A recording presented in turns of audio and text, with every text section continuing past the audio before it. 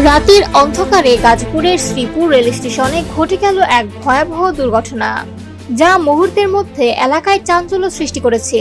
স্থানীয়দের এবং স্টেশনে উপস্থিত যাত্রীদের মোবাইলে ধারণ করা ভিডিও সামাজিক যোগাযোগ মাধ্যমে ছড়িয়ে পড়েছে। প্ল্যাটফর্মের পাশে একটি ট্রেন দাঁড়িয়েছিল।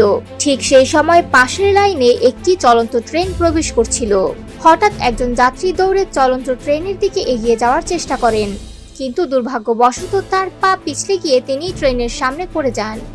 তবে আশ্চর্যজনকভাবে এই ঘটনা ঘটে যাওয়ার পরও তিনি বেঁচে যান। তবে গুরুতর আহত অবস্থায় তাকে দ্রুত উদ্ধার করে উপজেলা স্বাস্থ্য কমপ্লেক্সে নেওয়া হয়। পরে আরও উন্নত চিকিৎসার জন্য তাকে ময়মনসিংহ মেডিকেল কলেজ হাসপাতালে স্থানান্তর করা হয়। জানা গেছে, আহত ব্যক্তির নাম জালাল উদ্দিন, বয়স 40 বছর। তিনি গফরগাঁও উপজেলার চরাগলি গ্রামের বাসিন্দা। পরিবারের সদস্যরা এবং স্থানীয়রা এখন তার সুস্থতার জন্য অপেক্ষায় রয়েছেন। দুর্ঘটনার ভিডিওতে দেখা যায়, চলন্ত ট্রেনের মাঝেই মানুষটি জীবিত থাকেন, যা সত্যি আশ্চর্যজনক।